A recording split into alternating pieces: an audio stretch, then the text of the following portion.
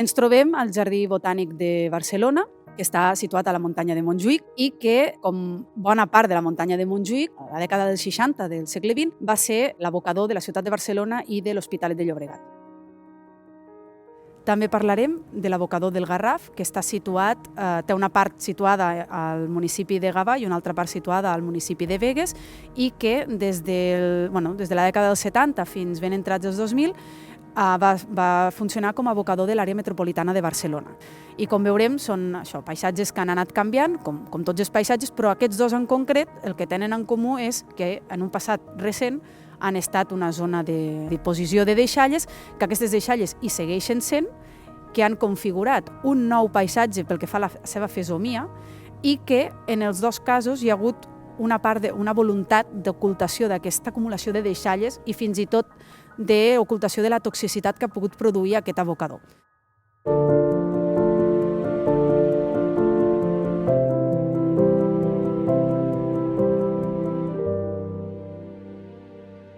A la dècada dels 60, a l'inici de la dècada dels 60, hi ha un canvi pel que fa a la gestió dels residus, de les deixalles que es produeixen a la ciutat de Barcelona. Fins a aquell moment, les deixalles les recollien els escombriaires que, un cop omplert el carro, se'n tornaven a casa seva, que vivien en barris, en poblacions a les afores de Barcelona, on s'agrupaven moltes famílies d'escombriaires, i un cop arribaven a casa, buidaven el carro i llavors es dedicaven a triar. Per una banda, separaven els vidres per una banda, el material metàl·lic per una altra banda, el paper per una altra banda, la roba amb el paper i, per una altra banda, la matèria orgànica. I la matèria orgànica l'utilitzaven per donar de menjar als seus animals domèstics, sobretot porcs, però també ànecs i gallines, etc. I llavors, aquesta matèria orgànica, al final, el que feien era els fems d'aquests animals, els veneven als pagesos de la zona. I la resta de material el portaven a llocs on el poguessin reaprofitar. Què passa a principi de la dècada dels 60? Arriba un bot de pesta porcina i es prohibeix alimentar els animals domèstics amb les restes orgàniques del menjar de les persones.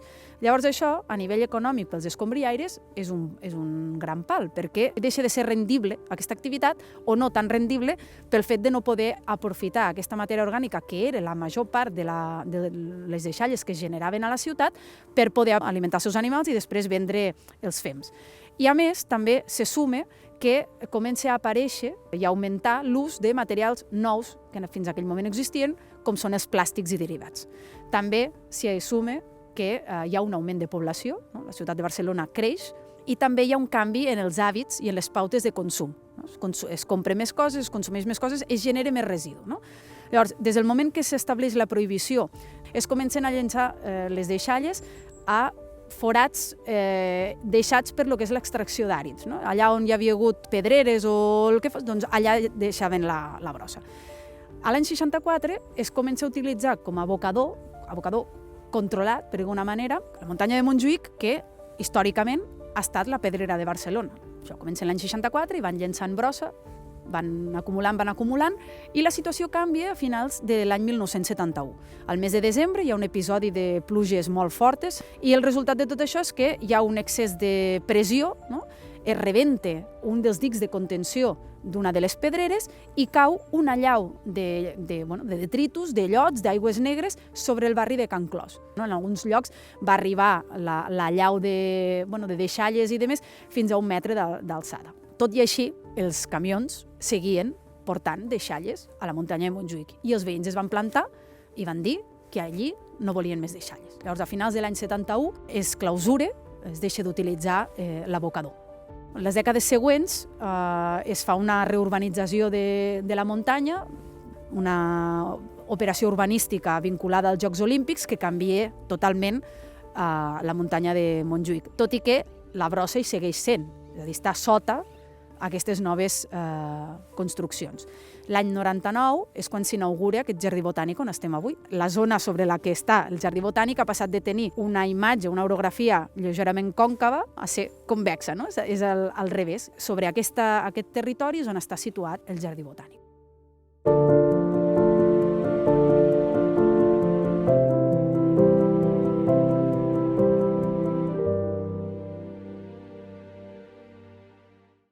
Tanmateix, l'abocador aquí a Montjuïc no era una solució definitiva.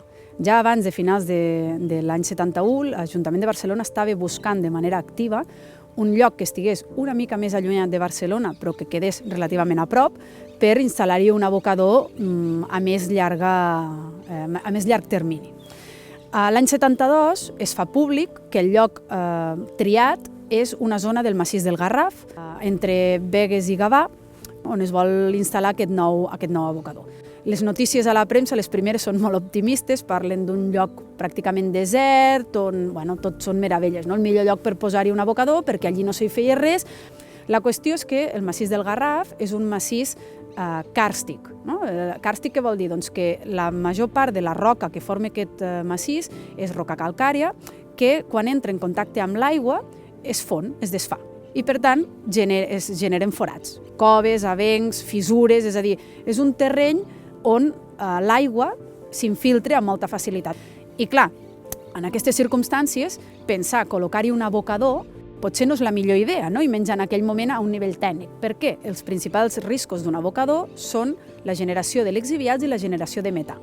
Els lixiviats, per explicar-ho així fàcil, és el clàssic líquid que queda a la bossa on has llençat la matèria orgànica, doncs això seria un lixiviat. Llavors, els lixiviats es generen, per una banda, en el procés d'acumulació d'aquesta matèria orgànica, etc., no? I també quan plou. No? Quan plou i l'aigua s'infiltra i va arrossegant no només matèria orgànica, sinó també altres contaminants que et generen un líquid amb un alt nivell de contaminació.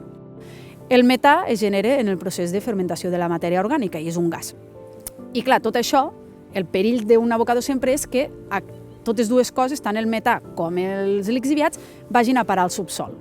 I en un lloc amb una permeabilitat tan alta com la del Garraf, doncs no era el lloc més indicat. No? Però, malgrat les queixes de part de la comunitat científica, acadèmica, espeleològica també, i fins i tot de la població local, l'abocador comença la seva activitat la primavera de l'any 74 i funciona fins a finals d'any de l'any 2006. Així que durant 32 anys s'hi ha acumulat allí 26 milions de tones de deixalles generades per l'àrea metropolitana de Barcelona, que han anat cobrint una vall seca que es deia Vall de Joan, o Fondo de les Terradelles, que en diuen també, no? El nom local.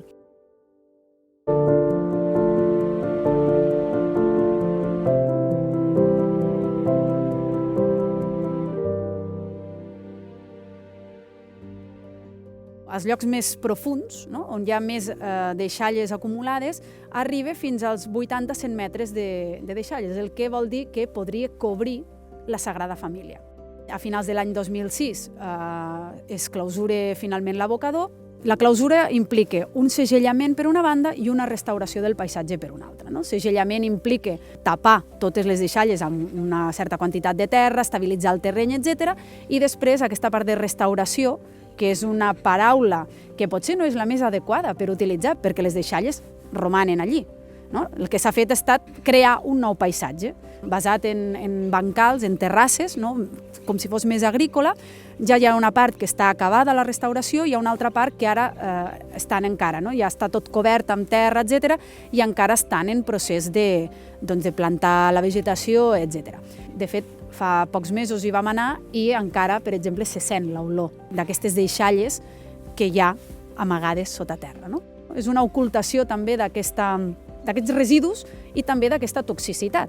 Els estudis indiquen que una part important de l'emissió de gasos d'efecte hivernacle de l'àrea metropolitana són del metà generat a l'abocador del Garraf. No? El metà, que normalment l'administració gestora de l'abocador no l'esmentava, fins que es parla d'aquesta restauració del paisatge i llavors sí que es diu que s'han instal·lat tota una sèrie, uns pous de captació de metà i una instal·lació que porta aquest metà a una planta de biogàs que ha de generar electricitat a partir d'aquest gas generat. No? Ara mateix, per exemple, les obres de restauració de la segona fase també ha estat criticada, no? per múltiples aspectes tècnics i no tècnics, de dir potser no és la millor solució per a aquest indret. No? L'objectiu d'aquest indret és integrar-ho dintre del Parc Natural del Garraf i que sigui una zona on puguin passejar excursionistes, on puguis anar de pas, no? I que sigui integrar-ho dins d'aquest espai natural. Tenim dos casos en què el paisatge resultant tant present com futur, amague aquest passat recent vinculat a les escombraries.